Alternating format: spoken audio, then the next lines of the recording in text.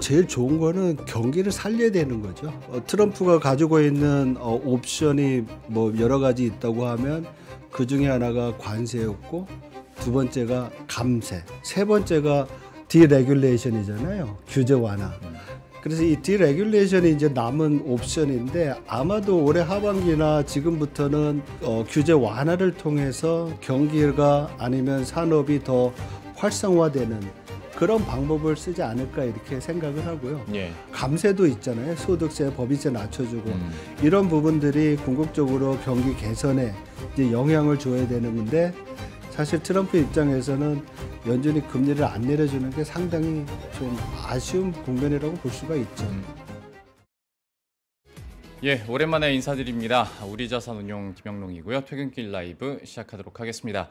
미국의 국채금리에 발작이란 단어가 붙기 시작했습니다. 미국 30년물 국채금리가 5%, 그 5자를 찍으면서 시장의 위기감이 커지고 있는 건데요. 결국에는 미국의 재정적자에 대한 부담들, 리스크들이 다시 시장에 부각이 되고 있는 상황입니다.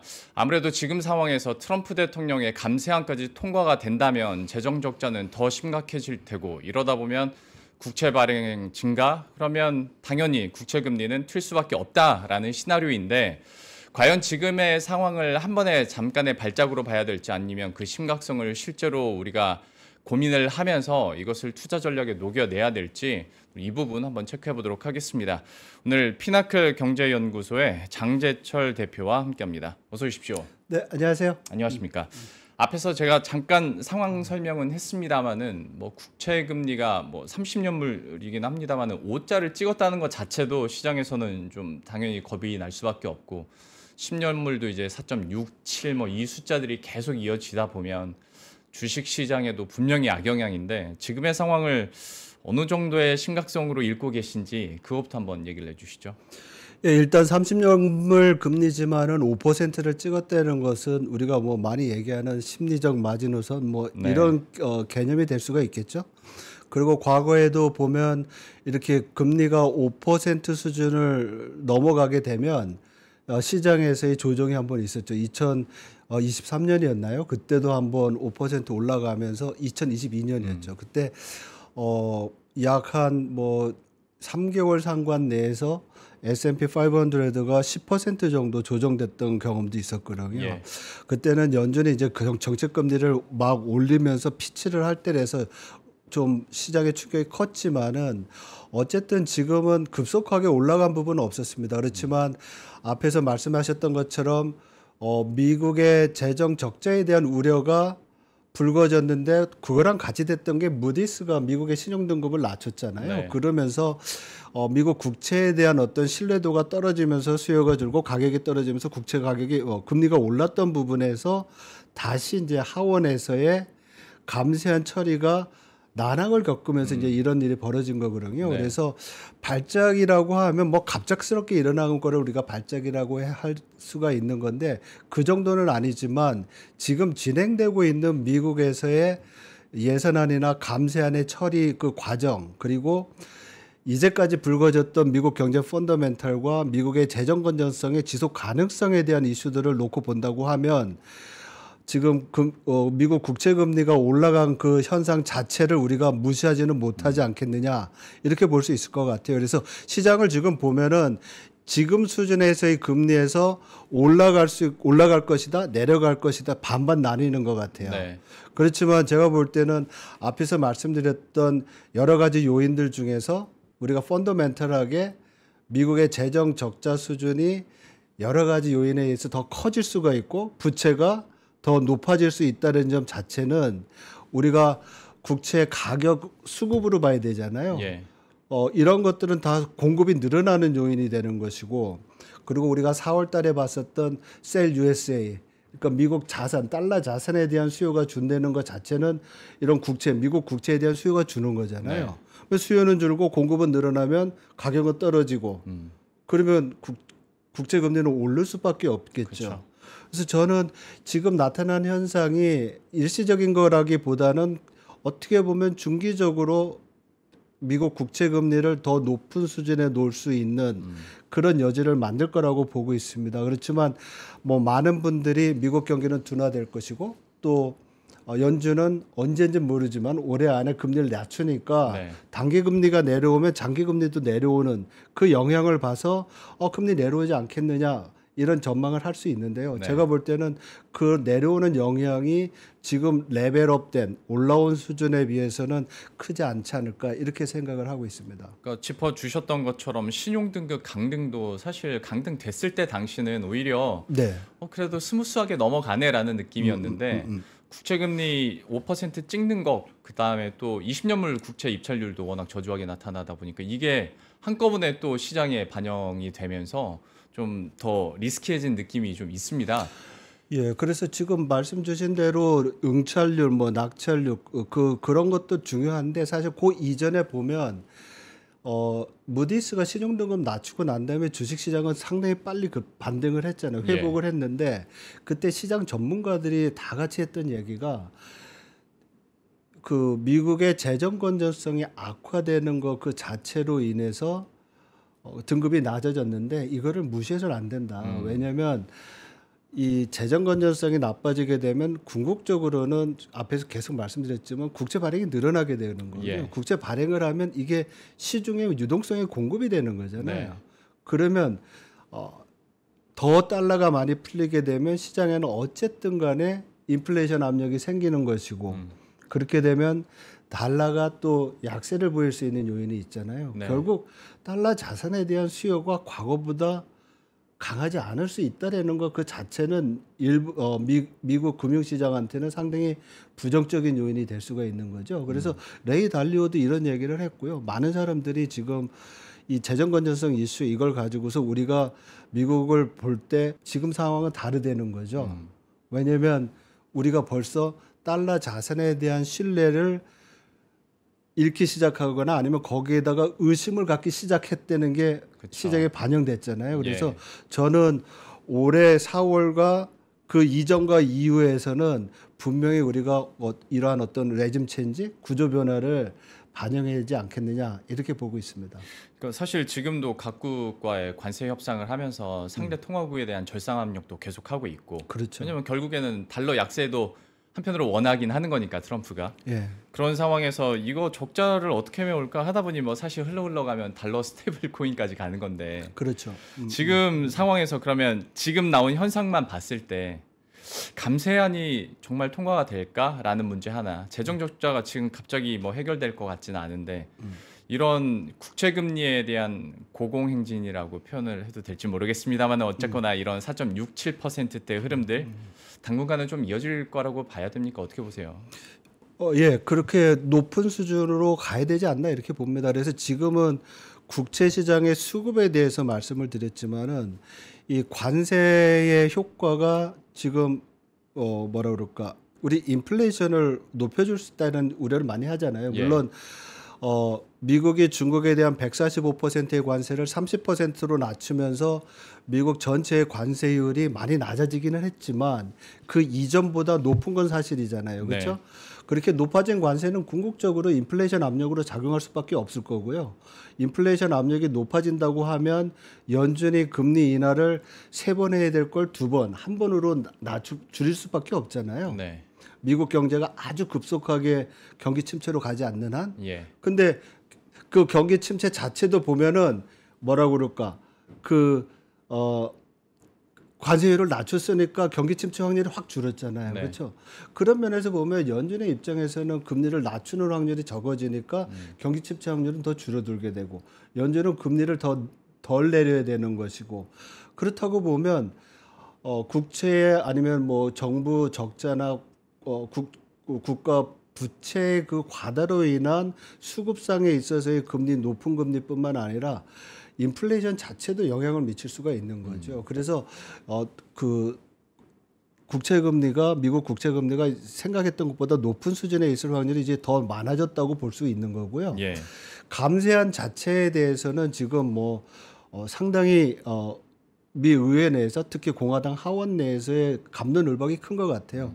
어떤 거냐면 우리는 이제 돈을 더 쓰자라고 막 얘기를 하면서 그거 안 된다고 하는 건데 여기는 네. 지금 두 개가 같이 싸우는 거예요. 그러니까 예를 들면 뭐라 그럴까요?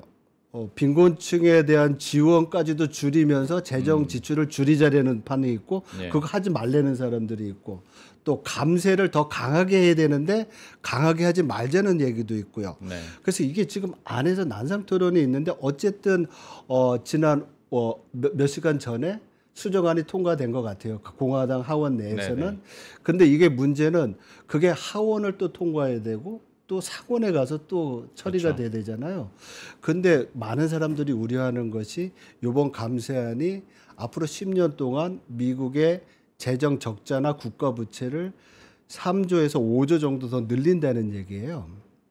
그러면은 이제 지금 우리 시장이 국제 시장이 히스테리를 부리는 것처럼 막 금리가 올라갔잖아요. 이걸 줄이려는 노력을 해야 되는데 그게 이제 말씀하신 대로 관세를 통해 가지고 보충을 하자는 거죠. 네. 그런데 당초에 4월 2일 날 상호 관세를 부과했을 때 상당히 높은 수준으로 했을 때는 매년 3천억 달러 정도의 관세 수입이 있을 거로 생각을 했어요. 근데 네. 이게 확 줄었잖아요. 네. 그렇게 되면 그것이 한 2천억 달러 정도 되지 않겠느냐 이렇게 얘기를 하고 있는데 지난 4월 달에 관세 수입이 약 한 160억 달러 정도 됐대요. 163억인가 8억 정도 되는데 이거 12개월 쳐봤자 2천억 달러 안 되잖아요. 네. 그러니까 관세를 통해서 감세에 따른 재정 적자의 어떤 국가 부채의 증가를 보완하기 굉장히 어렵다는 거죠. 그렇다고 보면 트럼프 행정부가 관세 협상을 할 때 관세를 과감하게 깎아주기는 상당히 어렵지 않겠느냐 이렇게 볼 수 있을 것 같아요. 그래서 아주 베이스라인이라고 얘기했죠. 보편 관세 얘기했다가 네. 이번에 나올 땐 베이스라인 터리프라고 그래가지고 기준 관세를 정해놓은 10%는 무차별하게 그냥 다 부과될 거로 보이고요. 거기에 따라서 그 무역 확장법 232조에 따른 뭐 국가 안보와 관련된 그런 타이틀을 가지고서 자동차, 반도체, 특별 이런 타겟티드된 그런 상품에 대한 관세를 25% 정도 받으면서 관세율을 괜히 탄력적으로 조정하지 않을까 이렇게 예상하고 있습니다. 근데 참 돌아보면 트럼프가 추진하고 있는 정책들이 지금 잘 안 돌아가요. 관세 그렇죠. 협상도 그렇고 예상대로 안 되고 있고 감세안도 꽤나 많은 스트러글링이 좀 있을 것 같은데 이쪽은 정치적인 부분까지 섞여 있는 거다 보니까 우리가 어떻게 뭐 예상조차 할 수가 없는데 그나마 좀 낮게 예상을 할 수 있는 게 이제 바라보는 게 이제 연준 쪽이 됩니다. 근데 사실 연준도 쉽지 않을 것 같은 게 여기는 후행적으로 지금 상황에서 움직일 수밖에 없고 지난 4월 CPI 나온 거 보면 아직 관세 그 뭐 이슈는 아직 반영도 안 된 것 같아가지고 연준에게는 시간이 좀 더 필요하지 않을까라고 싶기도 하고 네. 연준의 선택은 어떻게 될까에 대해서 어떤 비유 가지고 계세요? 그러니까 연준의 입장에서는 요번에 그 4월 달 소비자 물가 나왔을 때 좀 당황했을 것 같아요. 왜냐하면 4월 2일에 상호 관세가 부과되고 그다음에 뭐 유예는 했지만 일단 관세가 적용이 되기 시작을 하면 네. 소비자 물가의 구성 항목 중에서 특히 소비재 중에서 대중국 의존도가 높은 의류나 가구 이런 부분에 있어서 인플레이션이 높아질 거로 예상을 했었거든요. 그렇죠. 근데 데이터 나온 거 보면 이게 떨어졌어요, 물가가.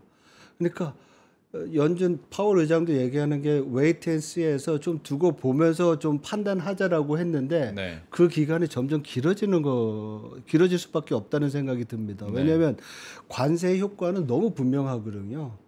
수입 상품에 대해서 관세가 보면 가격이 그만큼 올라갈 수밖에 없는 건데 예. 수입업자나 수출업자가 그거를 다 저거 떠안지 않는 한 네. 그런데 그 부분이 어차피 들어올 거라고 생각을 하면 인플레이션이 나타나야 되는데 이게 4월 달에 안 나타났다면 그게 5월 달로 연기가 되는 거고 5월 달에도 그게 구체적으로 나타나지 않는다 그러면 뭐 3개월 정도의 시차를 둔다고 하면 그게 8월 달이거든요. 네. 근데 8월 달에 FOMC를 하질 않아요. 그러면 이제 9월 달로 그렇죠. 가야 되는데 9월 달에 그 데이터를 보고 하겠느냐. 설사 인플레이션이 좀 높아졌다고 하더라도 만약에 고용 시장이 굉장히 타이트하고 잘 유지가 된다고 하면 그렇게 시급성을 못 느낄 수 있는 거예요. 그래서 그럴 수도 있겠네요. 연준이 올해 금리를 한 번 내리면 잘 내리지 않을까. 이렇게 지금 많이 바뀌고 있습니다. 그래서 뭐 당초에는 3번 내린다고 그랬다, 2번 내린다고 그랬다가 이제는 한 번 내려야 되는 것이고요. 그래서 궁극적으로 보면 뒤집어서 얘기를 하면요. 우리가 지금 관세다 뭐 여러 가지 아니면 그동안에 정책 금리를 높였으니까 굉장히 긴축적인 통화 정책 그 금융 환경 내에서 경기가 둔화가 되고 침체가 된다는 우리가 시나리오를 만들었었잖아요. 네. 그래서 침체되는 시나리오를 지금 관세율이 낮아지니까 뺀다고 하더라도 경기의 둔화가 어쩌면 그렇게 세지 않을 수도 있다라는 생각을 해볼 수 있지 않을까 이런 생각을 합니다. 왜냐하면 연준이 이러한 여러 가지의 그 다운사이드 리스크, 부정적인 영향을 우리가 감안하고 있음에도 불구하고 금리의 인하 폭을 그렇게 줄인다는 것은 그만큼 미국 경기가 강건할 수도 있지 않을까. 뒤집으면 또 그런 생각도 할 수 있을 것 같아요. 네네. 결국은 이런 것들이 지금 미국 IB들이 올해나 아니면 앞으로 12개월 내에 경기 침체 확률을 자꾸 줄이는 그런 현상으로 나타나지 않나 이렇게 보고 있습니다. 안 좋은 쪽을 좀 감안해서 연준 질문 하나만 더 드리자면 이거는 제 뭐 짧은 소견과 짧은 감정이입일 수는 있겠습니다만은 파월한테는 뭔가 2년 전에 있었던 그 실기에 대한 부담감이 있지 않을까? 인간적인 마음이 좀 있어요. 그러니까 올해도 마냥 기다리기가 그랬다가 나중에 자기가 덤텅이 쓰는 거 아닌가라는 부담감은 없을까요? 이게 인간적으로? 그러니까 이제 시장에서는 이제 그렇게 보고요. 통화 정책을 분석을 하고 또 그 뒤에 있는 여러 가지의 이제 사실들을 종합해서 보면 지금과 같은 상황에서는 항상 정책 결정이 늦을 수밖에 없다라는 또 당위성이 있을 것 같아요. 그건 맞습니다. 왜냐하면 과거와 같이 통화 정책이 굉장히 제한적인 어떤 환경 내에서 시뮬레이션된 결과라고 나오면 잘 받을 것 같아요. 우리가 뭐 테일러 룰이다, 뭐 네. 여러 가지 공식들이 그게 잘 맞을 때가 있었거든요. 예.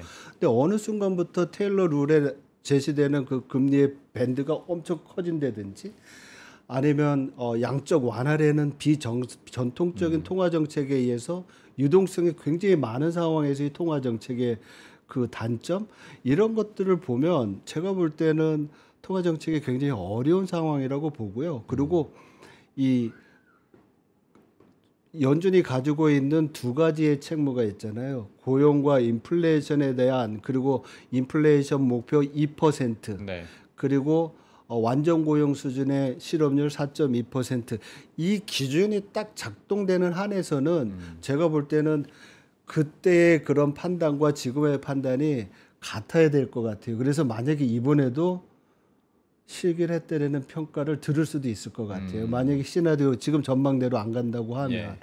그게 제가 볼 땐 통화 정책의 항상성이고 컨시스턴시 일관적인 그런 통화 정책의 설사 그 룰이 틀리더라도 네네. 그렇게 가지 않을까 이렇게 생각을 합니다. 그만큼 신중하게 보는 거죠. 말씀하신 것처럼 연준 특성상 후행적으로 행동을 할 수밖에 없다면 그러면 또 현실을 봤을 때 트럼프에게 남아있는 카드는 무엇일까에 대한 고민들도 당연히 할 수 있을 것 같습니다.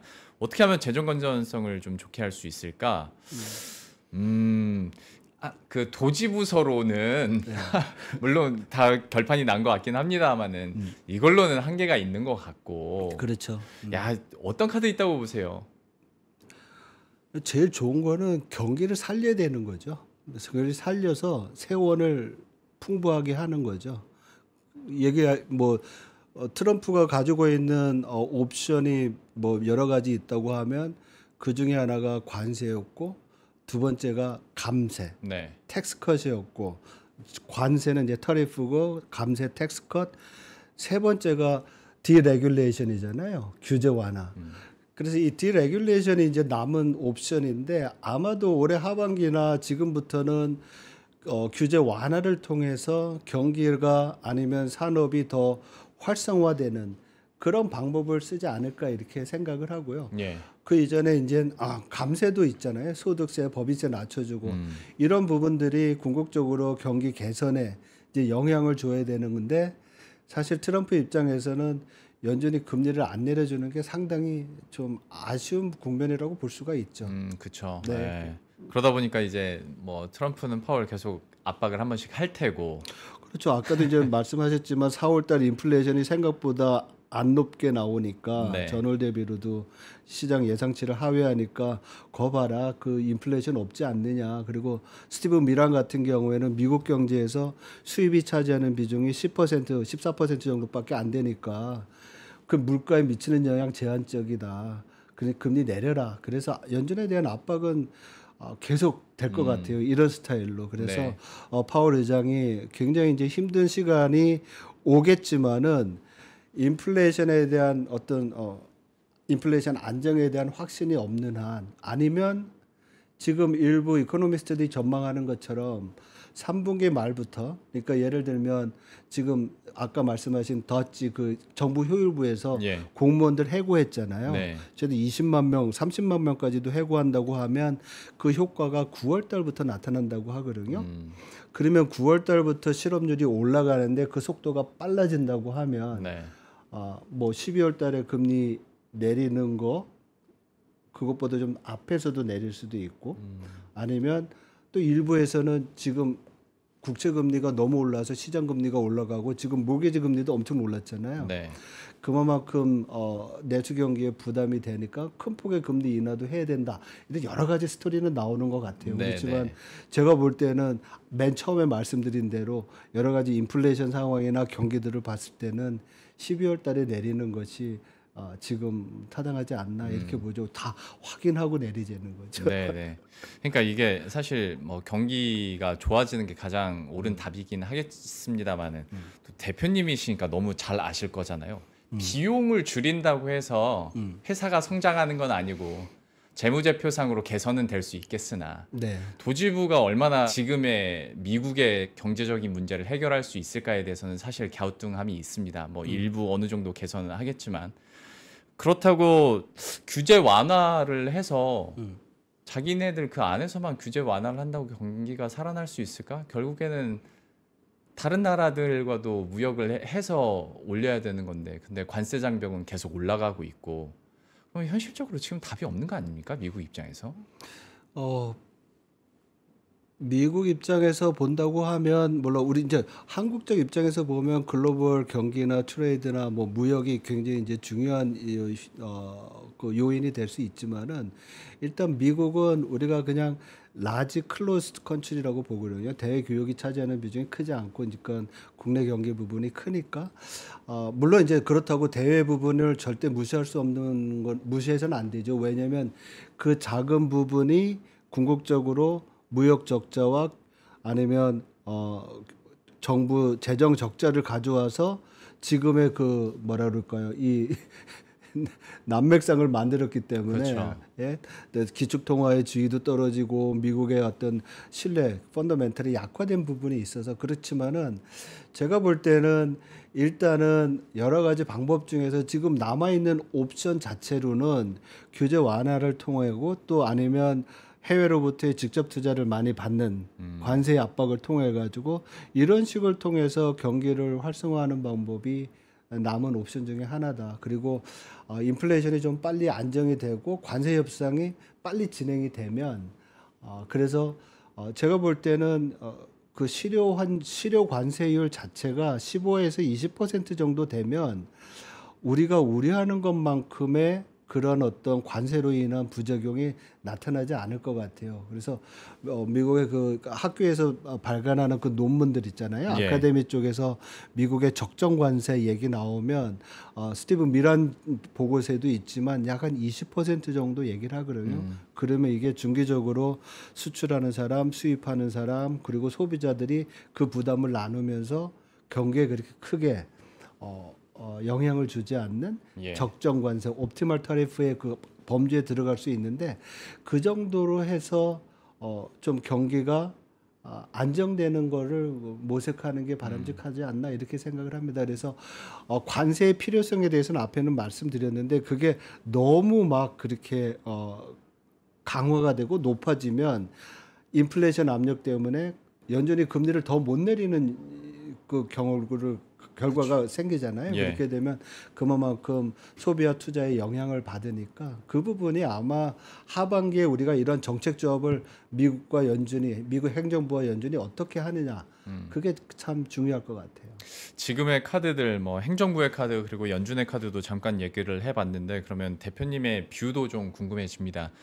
어쨌거나 이제 5월 말이고 6월만 지나면 이제 상반기도 끝나는 건데 사실 되돌아보면 상반기에는 미국에서 어떤 뭐 엄포가 있었고 그다음에 관세에 대한 좀 뚜껑이 열리고 하는 시기였다면 하반기는 이 법안이 의회 절차에 들어가고 뭔가 실제로 뭔가가 시행되고 하는 기간이지 않겠습니까?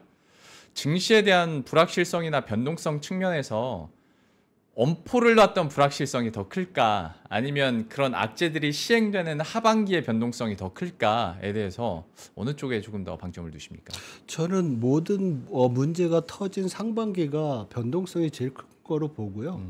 그리고 하반기로 갈수록 말씀하신 것처럼 일단 관세는 협상을 통해 가지고 7월 중순 8월 정도 되면 어느 정도 일단락이 될 것 같아요. 주요 국가에 대해서. 네.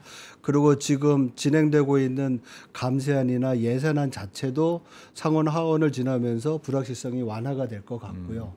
더 중요한 것은 뭐냐면 하반기가 되면 내년에 대한 전망들이 이제 나올 거잖아요. 그러겠죠. 그렇게 내년에 대한 전망들이 나오면 모르겠습니다. 경기 둔화 자체를 우리가 침체에서 둔화로 바뀌었다고 그러지만 둔화의 속도가 중요할 건데 우리가 경제 여건을 놓고 본다고 하면 우리가 보통 파이낸셜 컨디션이라고 얘기를 하면 금리가 굉장히 중요하잖아요. 네. 그럼 올해 하반기 금리랑 내년도 상반기 금리랑 정책 금리를 놓고 본다고 하면 내년도 상반기가 더 내려갈 수 있잖아요. 그럴 수 있죠. 네. 그렇죠? 그리고 감세의 효과가 올해부터 하반기부터 나면 내년에는 더 본격화될 가능성이 크고요. 예. 그래서 이러한 부분들은 어떻게 보면 경기의 어떤 경제 펀더멘탈 GDP 그로서 이거는 좀 둔화가 되더라도 이러한 여러 가지 금융 여건이나 경제 환경은 경제 변수에 영향을 주는 거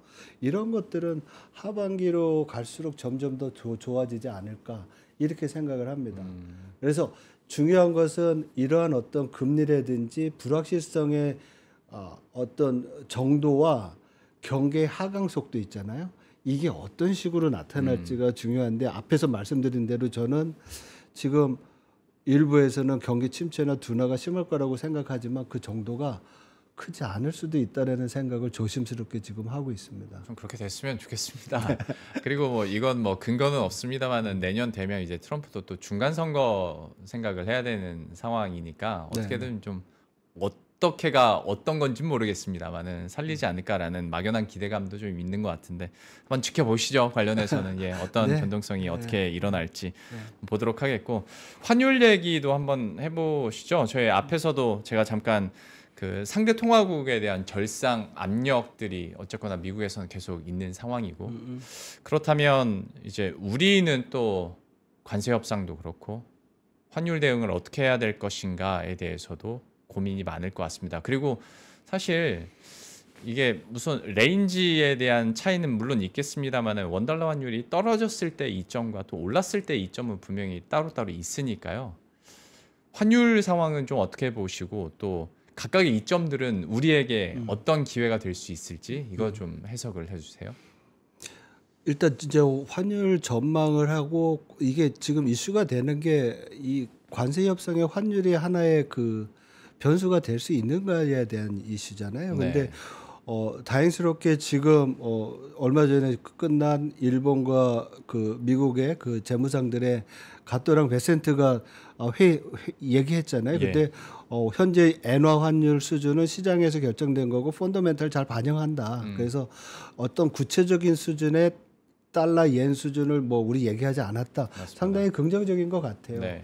근데 미국 입장에서도 그게 이제 어떻게 보면 그렇게 해야 될 거라고 생각되는 게 왜냐면 어쩌면 이제 앞에서 말씀하신 거랑 비슷한 것 같아요. 그 내용이랑. 왜냐면 미국의 다른 나라들을 너무 압박을 하면 그 나라 경제가 나빠지잖아요. 네. 전반적으로 글로벌 경제 다 나빠지고 지금 미국은 일본에 대해서 자동차 관세 25% 양보 못 한다는 얘기잖아요. 네. 그리고 일본 입장에서는 미국에 제일 많이 파는 게 자동차인데 이런 부분에 있어서의 압력이 있는 상황에서 환율까지 강하게 밀어붙이면 상당히 이제 일본 입장에서는 뭐 할 수 있는 방법이 없으니까 그런 것들에 대한 어느 정도의 이해가 있었던 것 같아요. 근데 한국 같은 경우에는 제가 볼 때는 우리 원화가 상대적으로 되게 약했었잖아요. 네. 근데 우리는 달러를 막 팔고 원화를 사는 뭐라 그럴까 달러 매도 개입을 한 거예요. 매수 네. 개입을 한 게 아니라. 그러니까 이거는 어떻게 보면 이런 것들을 어필을 하면 미국 입장에서 보면은 그렇게 노력을 했는데도 이렇게 되면 이거는 원화의 문제가 아니라 우리 달러의 문제구나 이렇게 생각할 수도 있을 것 같아요. 물론 우리가 지금 환율 보고서 걱정 많이 하잖아요. 네. 미국이 한 나라의 통화에 대한 그 강세를 평가를 할 때 이게 비정상적이다 정상적이다 볼 때 환율 보고서에 따라서 하는데 그 기준이 세 개잖아요. 하나가 대미 무역 흑자가 얼마냐 200억 달러가 넘느냐 그리고 그 나라의 경상수지가 GDP의 3%가 넘느냐 우리나라는 다 넘어요. 미국 흑자가 미국 기준으로 600억 달러 정도 되고 경상수지 흑자는 약 한 990억 달러니까 GDP의 한 6% 7% 정도 되지 않을까 이렇게 생각해요. 근데 3% 높잖아요. 그리고 나머지가 이제 지난 12개월 동안에 얼마만큼 이제 외환 시장에 개입했느냐 GDP 2% 정도인데 우리는 외환 시장을 거꾸로 개입을 했으니까 세 번째는 안 돼요. 그렇지만 이 첫 번째, 두 번째가 걸리기 때문에 항상 관찰 대상국이었어요. 그렇죠. 그래서 요번에도 관찰 대상국이 될 거로 보이지만은 적어도 우리가 그 외환 시장을 개입을 통해서 원화 약세를 가져왔던 거 아니면 이런 요인이 아니었던 점을 좀 어필을 하면 좀 괜찮을 것 같고요.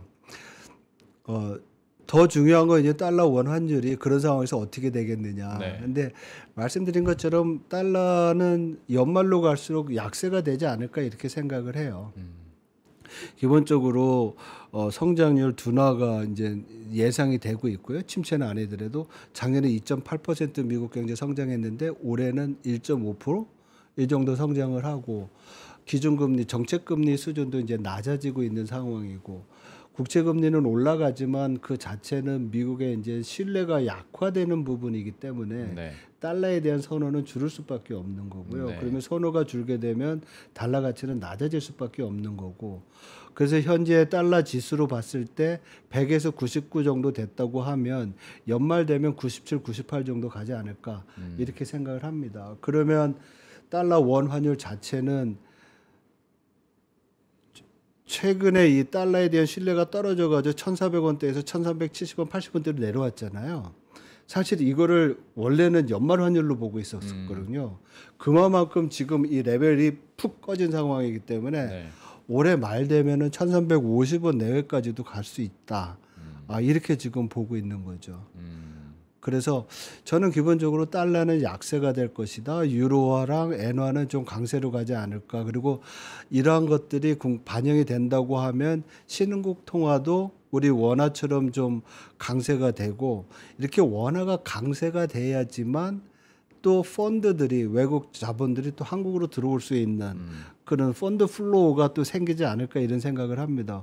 여기에 투자를 했는데 여기에서 캐피탈 게인이 많이 늘어나면 좋은데 그것도 없는 상황에서 FX 게인까지 환율에서 또 손해 보면 안 되잖아요. 그렇지만 환율이 이렇게 강세가 된다는 전망 자체는 펀더멘털 빼놓고도 일정 부분 투자에는 수익성이 긍정적일 수 있으니까 저는 이거는 굉장히 긍정적 요인이라고 봅니다.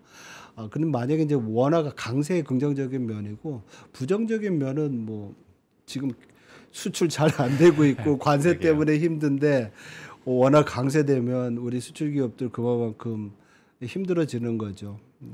앞에 그 강점 때문에 그래도 하반기에는 외국인 수급은 좀 개선될 거라고는 얘기를 하는데 이게 또 수출 생각하면 또 양면이 있어서 좀 그렇긴 합니다. 그렇지만은 수출 우리 경제는 엔진이 두 개가 있어요. 굉장히 균형이 잡힌 건데 내수와 수출이에요. 50, 50 정도 되니까 이 수출이 좀 꺼지면 내수 쪽에서 이제 부스팅을 하면 되거든요.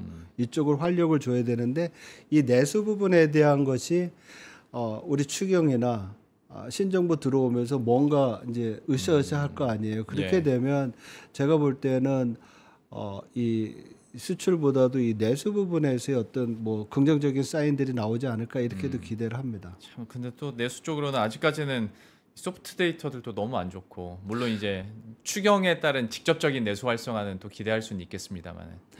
제가 볼 때는 우리 미국을 볼 때 제가 뭐 금융 환경이나 여러 가지로 봤을 때 지금보다 나쁘지 않을 거라고 얘기를 했잖아요. 네. 지금과 올해 하반기와 내년을 봤을 때 그 환경 자체는 더 개선이 될 거다. 우리나라도 마찬가지인 것 같아요. 왜냐하면 우리도 통화 정책이나 재정 정책이 전부 다 팽창적으로 쓸 것이고, 그리고 관세 관련된 불확실성도 없어질 것이고, 또한 정치적인 불확실성도 없어질 것이고. 네. 그래서 저는 올해 1분기 아니면 지표상으로 2분기가 거의 바닥이고, 그 다음부터는 좀 회복되는 그런 상황이 되지 않을까 이렇게 좀 생각을 하고 있습니다. 좀 그랬으면 좋겠습니다. 그래야죠. 경제 성장률 1% 밑 숫자를 보니까 뭔가 가슴이 턱 막히더라고요. 네. 상당히 어떻게 보면 우리가 퍼펙트 스톰이라고 얘기할 수 있잖아요. 나쁜 것들이 이렇게 갑자기 그러게요. 모여가지고 그 부정적인 영향이 극대화된 그런 상황이라고 볼 수 있는데 점차 개선이 돼야죠. 혹시 이건 뭐 재연 차원에서 한번 요청을 드리는 건데 관세 협상도 그렇고 어떤 환율 협상 측면에서도 우리가 내놓을 수 있는 카드나 좀 우리가 할 수 있는 전략 이런 게 지금으로서 있을까요? 어떻게 보십니까? 저희는 되게 많을 거라고 생각을 해요. 일단 첫 번째 미국 대미 무역 흑자를 줄일 수 있는 옵션을 우리가 충분히 가지고 있죠. 왜냐하면 대미 수입을 늘리면 되는 거니까. 네. 그렇죠? 수입 대체를 하면 되니까 그런 부분이 있을 거고. 에너지를 뭐 더 사온. 그렇죠. 그리고 경제 협력에 대해서 미국이 벌써 판을 다 깔았어요. 그쵸, 우리가 네. 선택만 하면 되는 거예요. 근데 그 선택을 저는 전략적으로 했으면 좋겠어요. 그러니까 뭐 예를 들어서 알래스카의 LNG 개발이다. 그럼 거기 투자해라. 투자할 때 뭐 우리가 더 가서 더 중기 장기적으로 우리가 뭘 더 할 수 있는 거에 대한 우리가 옵션을 갖는다든지 이런 식으로 윈윈할 수 있는 여러 가지 조치들을 할 수 있는 것도 있고요. 방산 부분도 많이 얘기하잖아요. 네. 그래서 그러한 것들이 제가 볼 때는 우리가 주고 가져올 수 있는 그거가 좀 있지 않을까 이런 생각을 하고요. 요번에 아마 제가 볼 때는 미국과 한국과의 경제적인 관계와 여러 가지 경제 외적 관계를 한번 시험해 볼 수 있는 그런 아주 좋은 기회라고 생각을 합니다. 한번 그 진행 결과도 한번 계속 지켜보도록 하겠습니다. 잠깐 관세 관련해서 다시 좀 돌아가자면 영국 파운드와도 3년 내 최고치를 또 기록하기도 했었고 네. 아무래도 이제 미국 국채에 연동되는 경향도 많이 있는데 여기도 그러면 결국에는 이제 인플레이션 영향을 많이 받을 수밖에 없는 상황인 거고 이것이 과연 유럽권에 대한 경제나 또 인플레이션에 어떤 영향을 주게 될 것인가에 대해서도 좀 해석 부탁드립니다.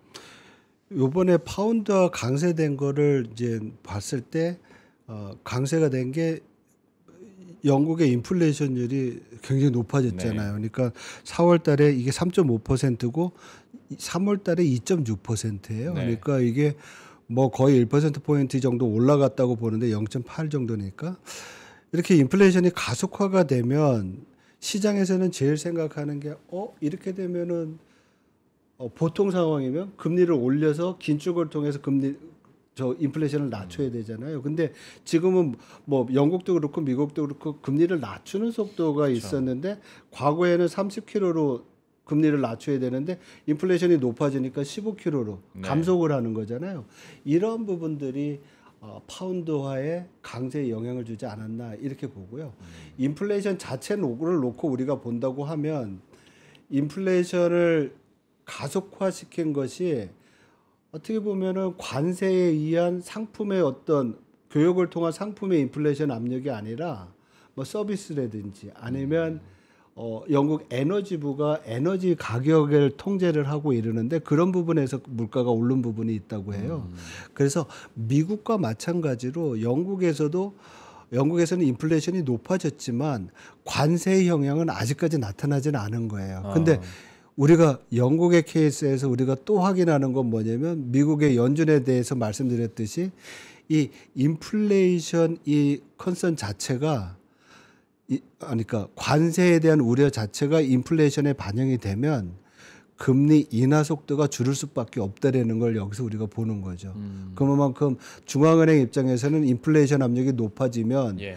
금리 인하를 서둘러 하거나 과감하게 하지 못하게 하는 그런 요인이 된다는 걸 여기서 우리가 볼 수가 있는 거라고 생각을 해요. 그러게요. 여기서 네. 또 반면교사를 삼을 수도 있겠고. 네.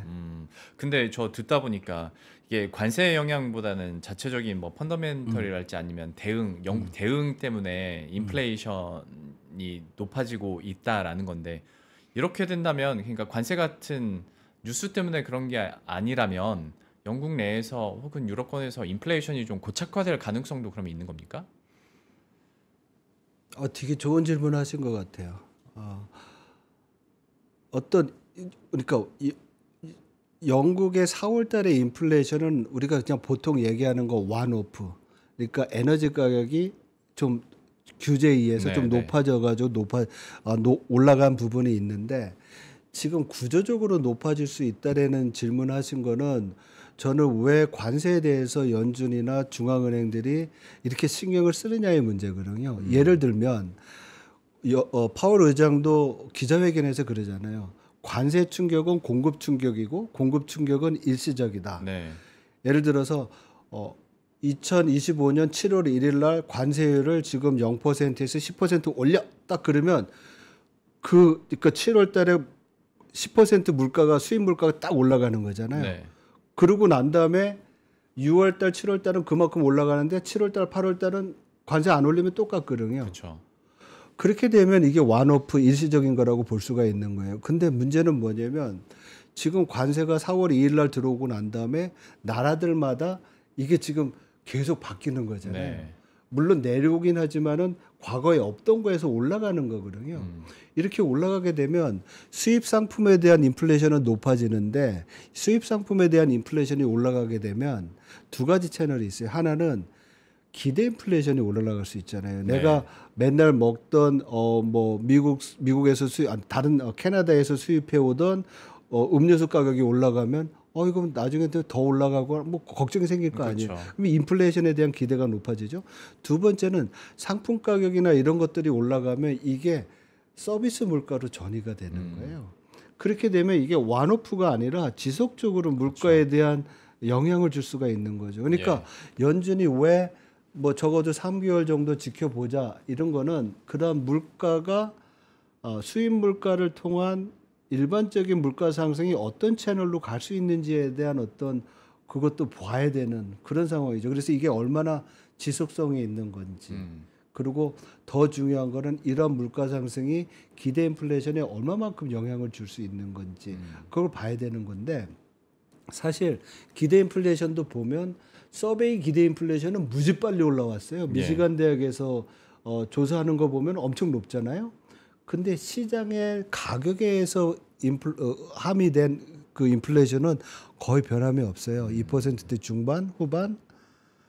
근데 문제는 이 인플레이션이 시장 금융 상품의 가격에 반영된 인플레이션이 어떤 식으로 올라갈지에 대한 게 굉장히 중요한 것 같아요. 그래서 그런 것을 발견하고 좀 확인하려면 시간이 걸리는 거고 그 시간이 걸리는 거가 너무 오래되면 아까 말씀하신 대로 그러게요. 또 실기했다고 얘기를 하는 거죠. 네. 그러니까 저도 대표님 설명을 들으면서 드는 생각이 참 중앙은행 총재는 너무 힘든 것 같아요. 상황들이 이게 복합적으로 나올 뿐더러 트럼프 행정부가 들어서고 이제 관세 이슈가 이렇게 본격화되고 나서 뭔가 지금까지의 전통 경제학 이론으로는 설명하기 힘든 복합적인 모순적인 일들이 너무 동시에 일어나니까 참 중앙은행 총재들은 난감하겠다라는 생각도 합니다. 근데 또 중앙은행 통제가 이런 상황 내에서는 또 굉장히 또 파워가 세졌죠. 그럴 수 있죠. 왜냐하면 과거에는 예를 들면 경기가 나빠지면 나빠진 경기를 보고서 아니면 그걸 예상을 해서 통화 정책을 썼잖아요. 네. 근데 지금 그게 안 된다는 거잖아요. 예. 그러면 시장은 경기를 보는 게 아니라 이제는 중앙은행만 보는 거예요. 그러니까 중앙은행의 결정이 이제는 경기 사이클을 만들고 금융 사이클을 만들고 금융시장의 변동성의 원인이 되는 그런 상황이 되는 거죠. 네. 그런 면에서는 책임감도 높아지고 더 하기 힘들어지는 그런 상황인 것 같아요. 그렇죠. 연준도 일관된 뷰와 제대로 나오는 점도표와 제대로 된 통화 정책을 하길 바라면서 쉽지 않겠다라는 근데 생각을 합니다. 근데 저 항상 하는 얘기인데요. 이게 제대로 된 그거를 매번 하기 어려워요. 그리고 그러겠죠. 우리가 이제 비판을 많이 하잖아요. 점도표가 나오면 네. 왜 맨날 바꾸는 거야 그러니까요. 그러잖아요. 근데 돌아보면 틀려 있고. 돌아오면 틀려 있죠. 근데 그게 이제 전망하는 사람들 입장에서 보면 전망에는 전제 조건이 있잖아요. 네. 예를 들면 유가는 얼마가 될 것이고 세계 경제 성장률은 얼마가 될 것이고 그게 6개월 전에 했던 전제 조건인데 6개월이 지난 다음에 전쟁이 났어요. 아니면 무슨 홍수가 났어요. 그래서 네. 다 바뀐 거예요. 그러면 전망이 바뀌어야 되거든요. 그건 맞죠. 그래서 이러한 전망 바뀌는 거에 대해서 우리가 좀 그거는 좀 양해를 해야 되지 않나 그런 생각. 그렇긴 합니다. 그 이제 순전히 이코노미스트 입장에서는 제가 변명을 하는 거예요. 알겠습니다. 순전히 시장 입장에서는 저의 불만이 있는데 이코노미스트 입장에서는 예. 당연히 또 그런 생각도 할 수 있을 것 같습니다. 네.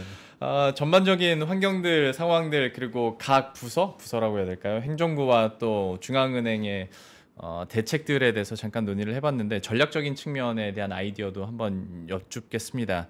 이런 상황이라면 글쎄요, 차라리 신흥국 투자가 지금으로선 더 낫나?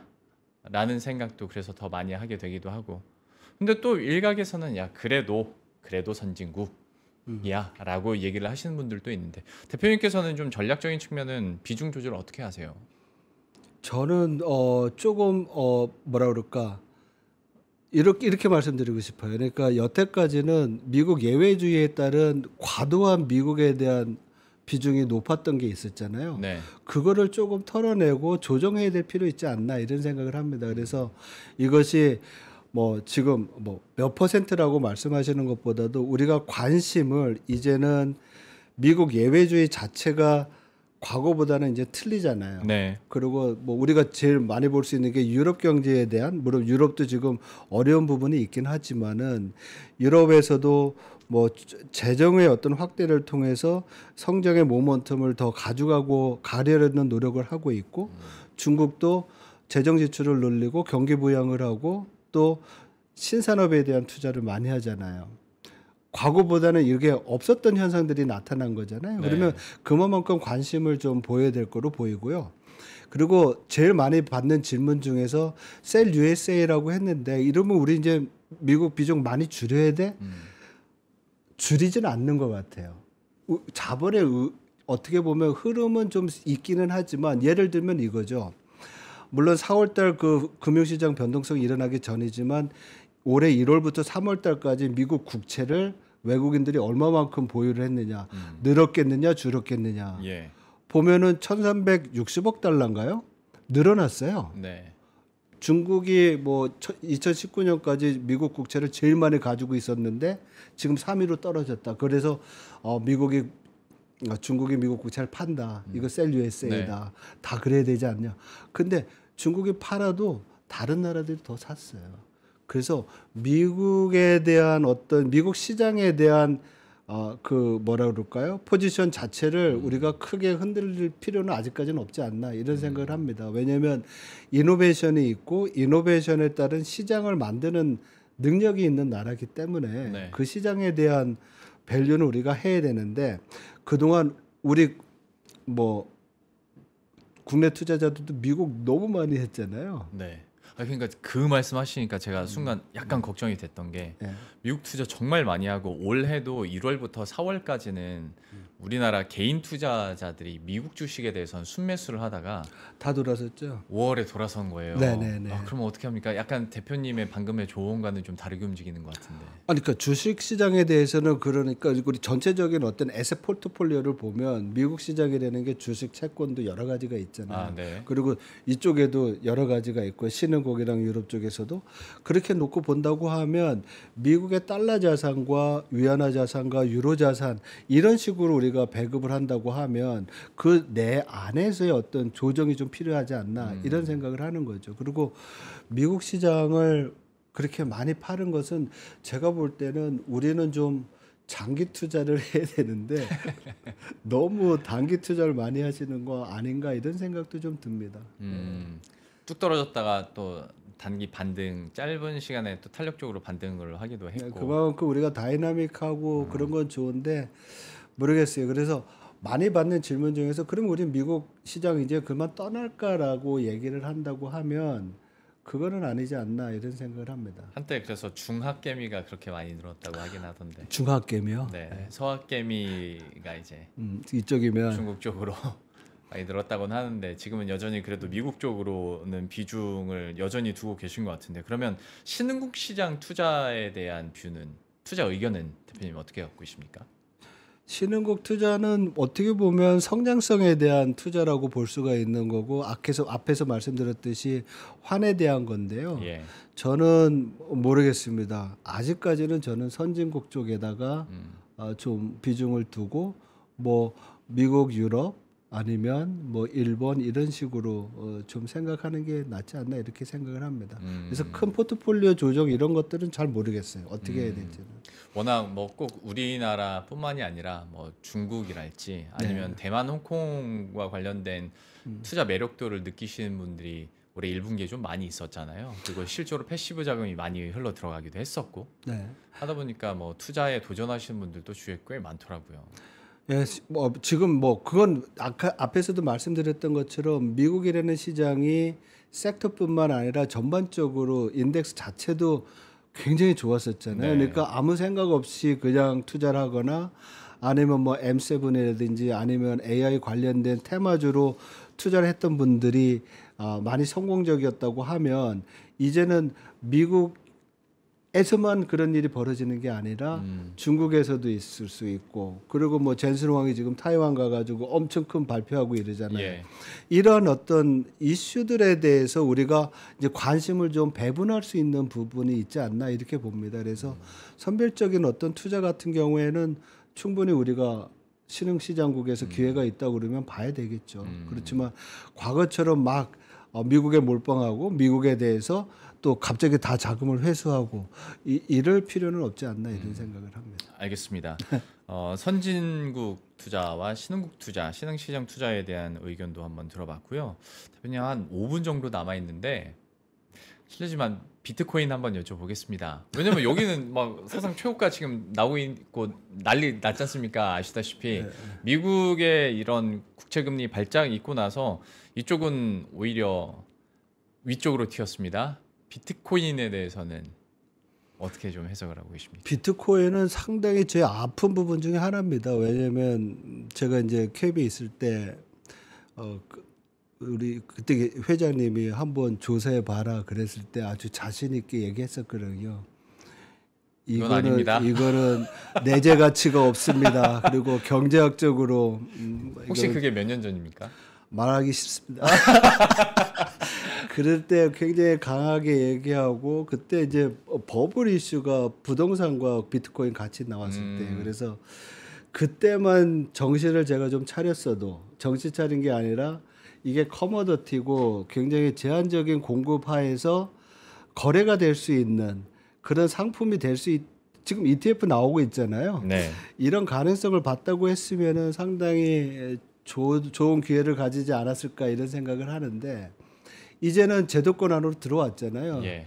뭐 그 JP 모건 다이먼 회장도 이제부터는 좀 생각을 바꾸자는 얘기를 할 정도니까. 근데 거기에 더해서 그런 것들에 의해서 지금 뭐 11만 불까지 이제 가격이 올라왔잖아요. 여기에 더해서 지금 그동안에 이 비트코인이나 크립토커런시에 문제가 됐던 제도권 내에서의 규제들 이러한 것들이 지금 풀리고 있잖아요. 예. 그리고 더군다나 트럼프 행정부 내에서 지금 뭐 증권거래위원회인가요? 거기서도 규제를 계속 시장 친화적으로 바꾸고 있고 더 나아가서 트럼프 대통령은 5월 22일 이제 미국 시간으로 오늘이죠. 저녁 때 그 워싱턴 근교에 뭐 워싱턴 내셔널 골프 파크인가? 트럼프 네. 자기 골프장에서 트럼프 님 코인이라고 있대요. 예, 트럼프 예. 코인, 트럼프 달러. 맞아요. 예, 예. 그거 가지고 있는, 그러니까 많이 가지고 있는 사람들 220명 불러다가 파티한대요. 그리고 그 중에서 25명을 100억간에 초대를 한다고 그런 블룸버그 뉴스가 나왔더라고요. 그러니까 이런 식으로 뭐 정부나 아니면 대통령 그리고 규제가 이렇게 바뀐다고 하면 이거는 굉장히 긍정적인 뉴스가 될 수 있을 거라고 생각을 합니다. 근데 거기에 더 중요한 게 지금 앞에서도 계속 말씀드리지만 달러에 대한 그 우리가 평가가 과거랑 좀 달라졌다는 거잖아요. 예. 그러면 우리가 안전통화로서의 달러의 위상이 떨어지면 금의 가격, 금의 가치가 올라가고 금이 지금 또 사상 최고치를 보이잖아요. 그렇습니다. 우리가 비트코인을 디지털 골드라고 이제 네. 얘기하잖아요. 네. 그러니까 그런 부분에서는 업사이드가 있을 거라는 생각을 합니다. 근데 이것이 얼마만큼 갈 것이다. 뭐 이런 얘기는 뭐 아직까지는 그렇죠. 예. 용감하게 못할 것 그거 같아요. 누가 알겠습니까? 예. 대표님 근데 뭐 위로가 될지 모르겠습니다만 저도 아주 오래전에 비트코인 막 한창 광풍 불었을 때 저도 똑같은 말을 했었거든요. 내재 가치를 확인할 수도 없고 예. 이게 화폐로서의 기능을 할 수 있겠냐. 그때만 샀었어도 그때 샀으면은 뭐 굉장히 지금은 상황이 많이 달라졌겠죠. 예. 근데 크립토 비트코인을 보면서 옛날에 우리가 튤립 그 투기했을 때 그 광풍의 그걸 많이 맞습니다. 생각을 했었잖아요. 근데 그게 지금 크립토 비트코인이 이렇게 긴 시간 동안 금융 시스템 내에 들어올 정도로 지금 노력을 하고 있고 시장에서 그거를 계속 한다는 그 자체가 우리가 얘기하는 상품으로서의 유용성이 증명된 거 아닌가 이런 생각을 해요. 맞습니다. 그래서 이제는 크립토 커런시를 뭐 통하다 뭐다 하는 것보다는 그냥 이거 커머더티고 예. 이게 내재 가치를 그런 식으로 우리가 찾으면 맞아요. 충분히 거래가 될 수 있고 또 가격에 대한 전망도 할 수 있지 않을까. 그래서 최근에 아이비들 보고서를 보면 굉장히 이제 우리가 데이터 많이 가지고 있잖아요. 예. 크립토 가격의 변화에 대해서. 그래서 비교 자산으로서의 뭐 증시, 채권 이런 거랑 비교 분석들을 되게 많이 하더라고요. 그래서 그런 것들에 대한 어떤 분석들이 더 정교화되고 이러면 뭐 우리가 뭐 반감기나 이런 사이클을 따라서 이런 여러 가지 시장 요인들을 해서 어쩌면은 가격도 전망할 수 있는 그런 상황이 되지 않을까 이렇게도 조심스럽게 생각을 합니다. 그렇지만 아직까지 제가 크립토에 대해서 깊은 그게 없어가지고 뭐 이거를 사야 된다. 예. 그리고 타겟이 얼마다 이런 말씀은 못 드릴 것 같아요. 그리고 이코노미스트가 제가 이제 뭐 은퇴하고서 이렇게 이제 많이 방송을 하지만 그 이전에는 이렇게 자산에 대해서 얘기 많이 안 했어요. 왜냐면 뭐 이코노미스트가 그런 얘기 잘 못 하거든요. 네, 네. 근데 이제 용기를 가지고 막 하니까 좀 양해해 주시기 바랍니다. 아니 워낙 뭐 스테이블 코인도 요즘에 많이 있고 해서 거기에 대한 전망이나 분석들을 많이들 하시더라고요. 그렇죠. 예. 예, 예. 그래서 어느 정도 가격에 대한 전망이나 방향성에 대한 전망도 할 수 있을 것 같고 또 이제 비트코인도 제도권으로 올라오다 보니까 패시브 자금들이 계속 늘어나고 있는 상황이니 변동성도 좀 줄지 않겠냐라는 해석들도 많이들 하더라고요. 예, 근데 그게 이제 그 변동성이 준다고 하더라도 기본적인 변동성 자체가 크니까. 네. 예, 그래서 그게 우리가 보유하거나 투자를 할 때 상당히 이제 조심스러운 부분이기도 하겠죠. 예. 알겠습니다. 비트코인에 대해서는 또 워낙 급등을 해서 말미에 한번 여쭤봤고요. 네, 뭐 네. 오늘 주요 이슈는 비트코인과 국채금리였죠.